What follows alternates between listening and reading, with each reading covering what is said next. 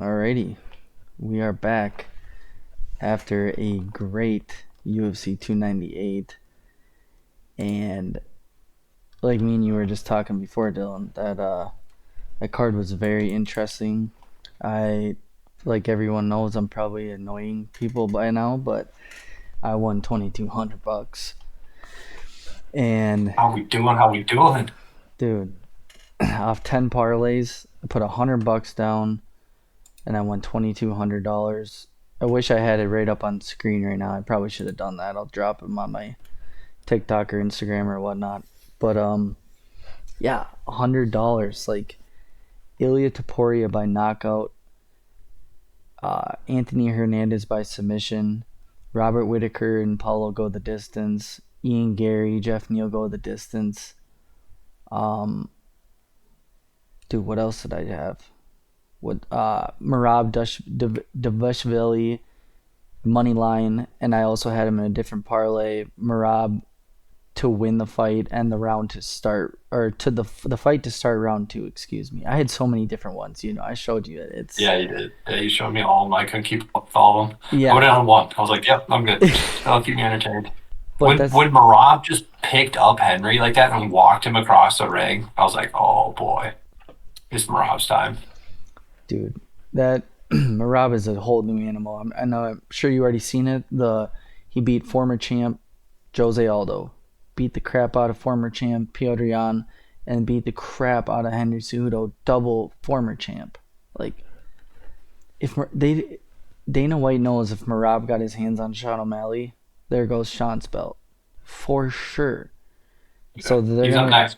he should be up next, but I can see Dana White and all of them steering him away from that title shot because they don't want Sean O'Malley to lose that belt. He's so marketable. Anyway, Yeah, I yeah. mean, I could sit here and talk I'm forever about it, but I'm just imagining that card, like him and Ilya, if they were on the card again together, like over in Spain and Georgia, like those people would go nuts. Like they showed out like that. Like you were on like social media and seeing some of the videos they had. They were out till like 5 in the morning waiting for him to come home. yeah, dude, no, you're totally right. That those Georgians support him to death. I mean, in But we'll see if Spain, Dana thinks that there's a market over there or not. Who knows? yeah, he should be. If he was smart about it, he would. But anyway, Yeah. amazing car, dude.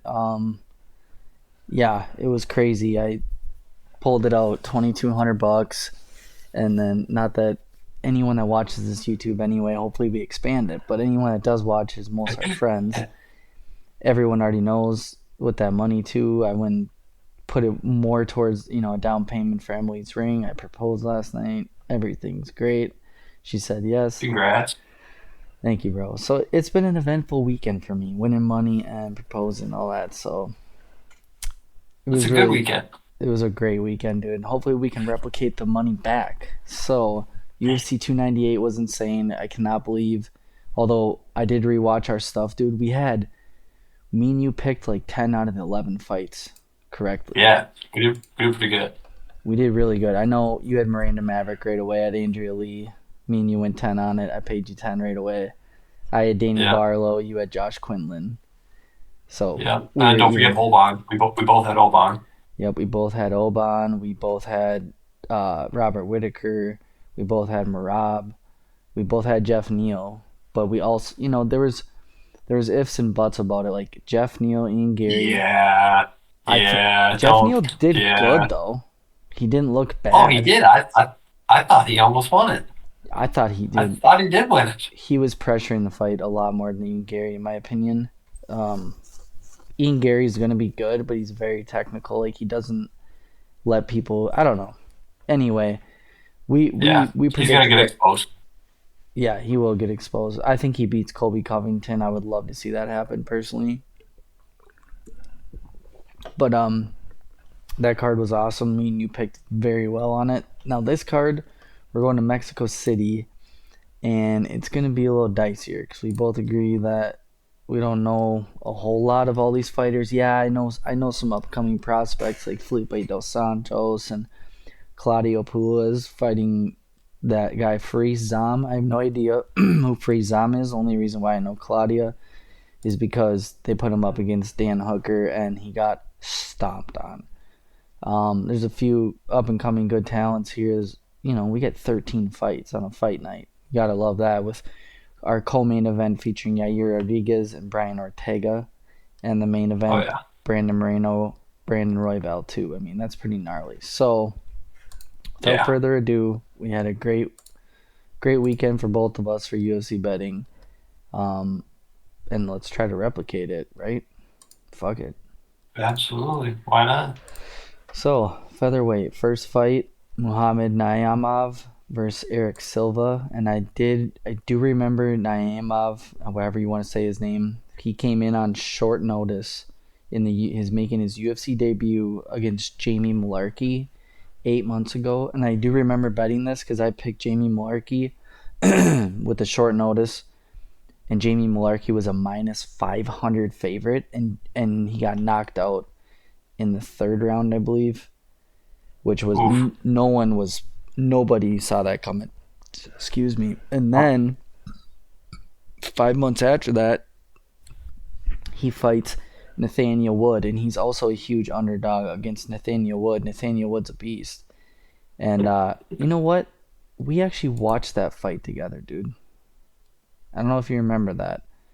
3 months ago, we were in my garage. Anyway, Muhammad Niamov edged out a decision against Nathaniel Wood, which I don't see what the UFC is doing right now because Nathaniel Wood is a way better UFC fighter than Eric Silva. It's like a step back now for Muhammad.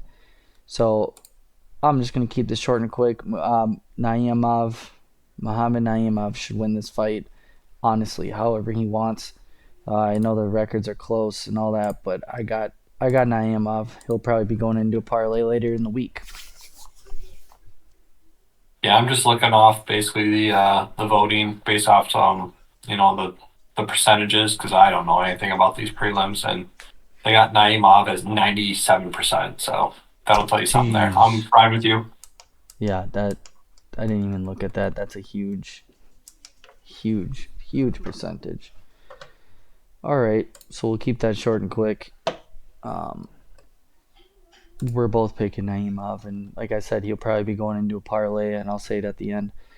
Victor Altamirano versus Felipe Dos Santos. I actually am excited about this one. This is a flyweight fight, and Felipe Dos Santos he's been on a tear. He was doing well in the LFA, and then his UFC debut against Manal Cape, however you want to say it, which Manal Cape, people think he can be the future flyweight champion.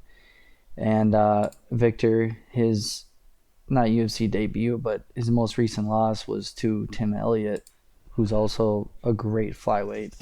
So I don't take that from him at all.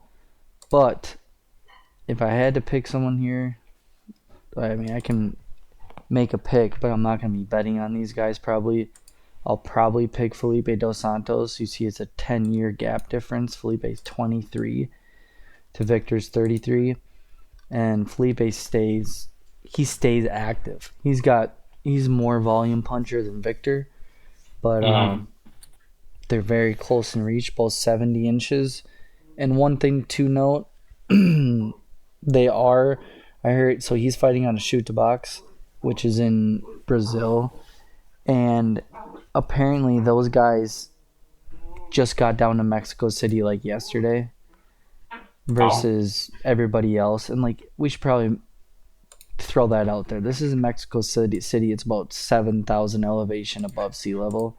Like I knew you already knew that, but anyone that has a bad gas tank tonight, or excuse me, on this card, fade the shit out of them on Saturday night. Is my opinion because that elevation and that gassing of the gas tank and all the cardio is not going to be there. So I yeah, think it's this will gonna be play a a factor.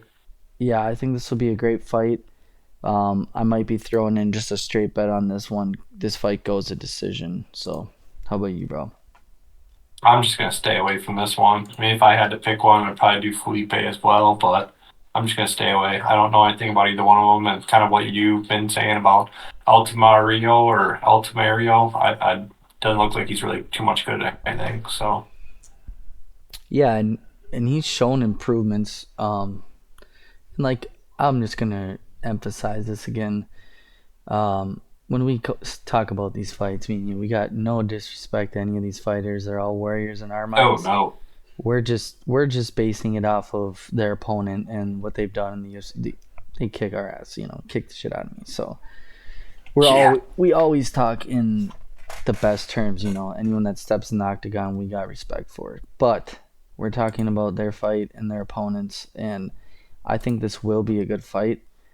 I just personally will be taking Felipe dos Santos because he's younger, and I think he's the better fighter. I think he'll edge out a decision. So moving on to the third fight in the bantamweight division, Luis Rodriguez versus Dennis Bondar. Now this one's interesting, and I'll keep it kind of short and quick.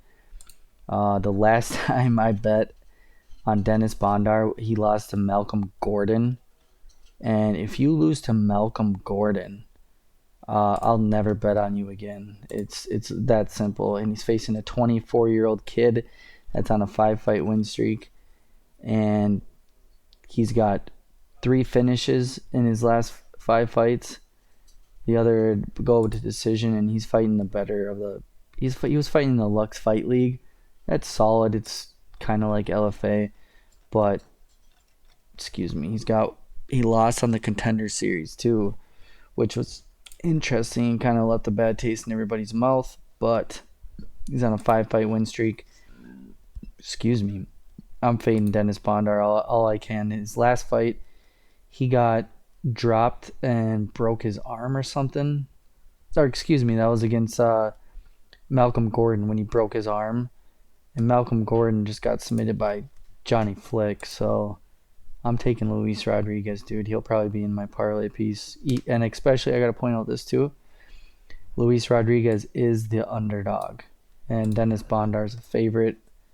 I'm going with Rodriguez. Yeah, that is interesting. I thought it'd be flipped for sure. I thought Luis was going to be favorited here, and the other guy was going to be either near even, like it has listed, or maybe even an underdog. But I'm going to stay away from this one as well. I can see it going the distance and Luis winning it, but he's going to put out for the hometown for sure. Yeah, good point. Yeah, this is in Mexico too. Good point. I didn't even think of that. And another thing I'll point out too, um, Dennis Bondar's fight, his last fight was at flyweight. Now he's moving up to bantam. So Is your camera on? yeah. Oh, my boobs are out. Oh God. And Nice. either way, yeah, she's such a dork. Either way, that whole thing with the broken arm and stuff, I just don't see that going well. So, and like you always pointed out here on Tapology, Rodriguez is 79% Yeah. to Bondar's 21. Yeah. Insane. And look at that heavy decision, too. Like, he'll definitely probably go decision. You're saying that whole gas tank area, it's going to play a factor. He's probably going to tire him out. Maybe he'll knock him out. I don't know if he's got the power to do it, but Yeah, that's dude. This fight, I think, is going to be a banger. Dennis Bondar's got something to prove, or else he's probably going to get out of the UFC. He's had 2 fights in the yeah. UFC, 2 losses. I mean, 2 years ago he broke his arm, and then he comes back a year Yeah. and whatever months, goes a decision. So anyway, just to note, like you said, he's in Mexico. It's a super high elevation fight, and a lot of people are picking Rodriguez, the young 24-year-old, to upset. So that's an underdog. That's probably my underdog pick of the week. Moving on, I'll keep this short and quick too. I don't know anything about Faraz Azam, but I do know Claudio Paluas. He's a submission artist, and he got beat the shit out of by Dan Hooker. Got the shit beat out of him by Dan Hooker. But he has beat Jordan Levitt. He submitted Clay Guida. He knee-barred Chris Gruschmacher. I always butcher his last name, but he's a good fighter. And, dude, all I got to say is don't let him get you in the knee bar.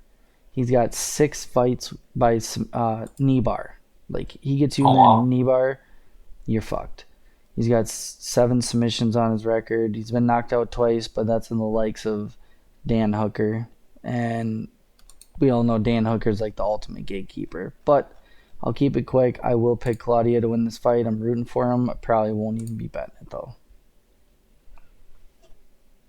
Go down and take a peek at what it is like win by KO or win by decision, stuff like that. They have it overall listed as Sazam winning. I think he's 67% the favorite and 33% to play ball. So Oh yeah. okay, so a little different there. So they're saying like Sazam's got to knock him out quick. It looks like or something. Can't let him get taken down. That's for sure. This could be an interesting fight. Maybe a little ground versus kind of striking. Yeah. No, that's a really good point. The KO prop, they got Zom 20% people, Zom by knockout, the rest of it by decision. And of course, Yeah, that could.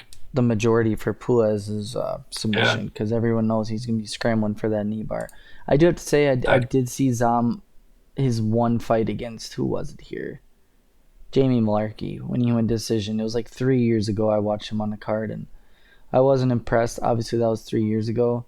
But yeah, I'm picking Puez, but not betting it. No. All right, bro. On to the next one. Edgar Cherez versus Daniel Lacerda.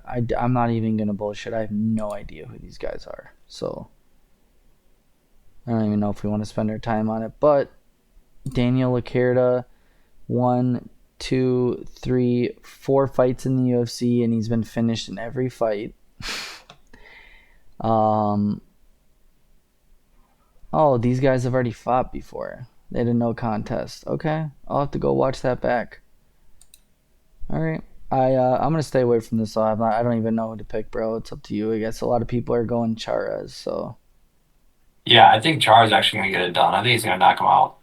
I don't know if I want to bet on it, but it'll be an entertaining one to watch for sure. But I think Charas knocks him out. I feel like Daniel just kind of yeah, I think he's gonna get gassed. I don't know. I guess there's no other better way to say it.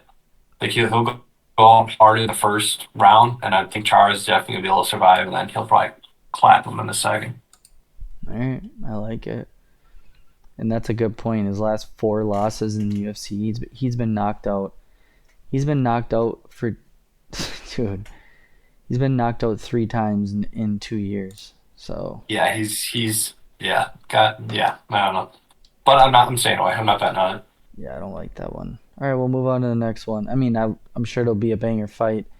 I don't. I should do my more research, but this is just raw footage from us. I mean, we go with what we Yeah, know. So moving on to the next, Jesus Aguilar versus Mateus Mendaca. And now this gets interesting. I do know Mateus. I've had him in his last few fights. I did pick Nathan Maines to not knock him out, but beat him. And Nathan Maines knocked him out. And he was like rolling for the submission the whole time, like thinking he was gonna get it. And he's got 3 submission wins. He's pretty good on the ground, but it's a big wake up call to being in the UFC when you're rolling around with that type of skill. I mean, Nathan Maines is the real deal, and he got knocked out. But he's fighting a good Jesus Aguilar, 27 years old. Mateus is 25. He's gonna have a big reach advantage, oh dude. I know. Eight I and was a gonna say, half inch look at that, reach. almost 10, 10. That's crazy. That's crazy, dude. Oh yeah, I said that wrong, didn't I? 9.5. 9.5 inch reach advantage. That's nuts. But I don't know, man. I'm gonna do my research more on this one. Probably, if I had to pick, I'm gonna pick the slight underdog. I'm gonna go with Aguilar, fighting out of Mexico. The dude's got a good gas tank, and he's constantly pressuring with you. And from what I saw in Mateus' last fight against Nathan Maines, that kind of seems to be his kryptonite. Is when he gets pressured, he doesn't like being pressured. He can't set his feet and kick and stay on the range. He kind of falls apart. So I'm gonna go Aguilar. And damn, Tapology votes 75% Aguilar, 60% of them by KO. Wasn't Yeah, expecting that. yeah. I'd definitely go probably Aguilar too, but I'm gonna stay away again. I just don't know anybody, and I won't put money on it. Yeah, it's Yeah. interesting. These fights are all very interesting. Like it seems they have the favorites listed as kind of the guys that aren't matching up with the percentages, so it's a little. It's gonna be interesting to watch. Mm-hmm. Makes for fun fights. Maybe not betting wise, but just to watch. So I'll have to do Yeah, my research more on these guys, and then I'll send you what I'm gonna do for my parlays. Maybe I'll be feeling saucy, but we'll see. Moving on to the next one: Christian Quinones versus Rane Barcelos. And dude, I was really really high on Barcelos for a while. That this guy, dude, he comes in with the best physical shape. He's like an Edson Barboza, but he's on a little bit of a fighting skid. I should say he's on a losing record right now. He's got he's got one win in the mix. He's one in five in his last five. 1-5 in his last four. Excuse me. I'm retarded. He has 1-4 in his last five. There it is.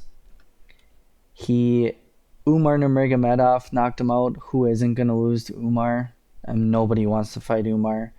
Kyler Phillips is tough, but the biggest thing here, dude, Barcelos is 36 years old and 36 years old fighting a 27-year-old. We just saw this weekend Volk get absolutely knocked the hell out by Ilya. I know they're way better fighters than these guys, but I'm probably going to side with Quinones.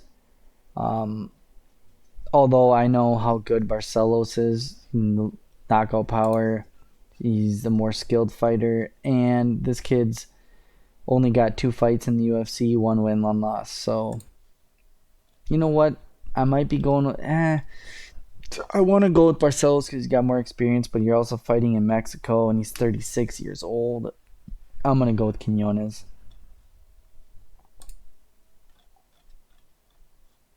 yeah, I'm staying away again. All right. I don't blame you, bro. These ones are really hard, and I don't know. I probably won't be betting him, but I'm just gonna pick him. So Manuel Let's go on to Torres, the main card. yeah, right on. Thank you. Eighth fight. Now we're entering the main card. Manuel Torres versus Chris Duncan. And these guys are much. This is. But look at them. This is a pick'em fight. Another kind of pick'em. Money Hmm. line -115 for Torres, -105 for Chris Duncan. And Chris Duncan's on a run right now, dude. Getting into the UFC. A split decision over Morales. It's not frowned upon. And then he would just had a unanimous decision 6 months ago. But Chris Duncan looks like a problem. But he's also facing Manuel Torres, who's on a 5-fight win streak. And whoops. He's on a 5-fight win streak.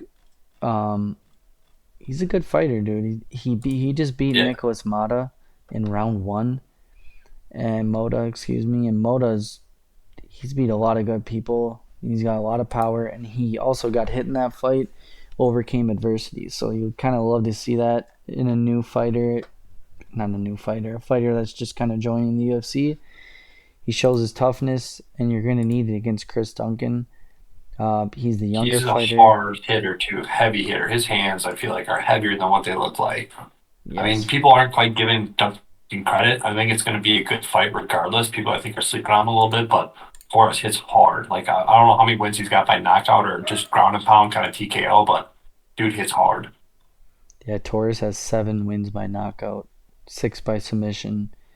And that's the thing. I'm gonna pick the more versed mixed martial artist here. I think he's got more ways to win the fight, but it's also gonna be a banger. I mean, both these guys, he's got like an inch and a half reach on him. They're the same height, same weight. 2 years younger is Torres, but he's also on a. I don't know. Both these guys are on a win streak. Great records. Torres fighting out of Mexico. 79% to Torres, 21 by Duncan. 88% of them have Torres knocking out Chris Duncan. And if Chris Duncan gets him to the ground early and can wrestle him, it's going to be a tough fight for Manuel Torres.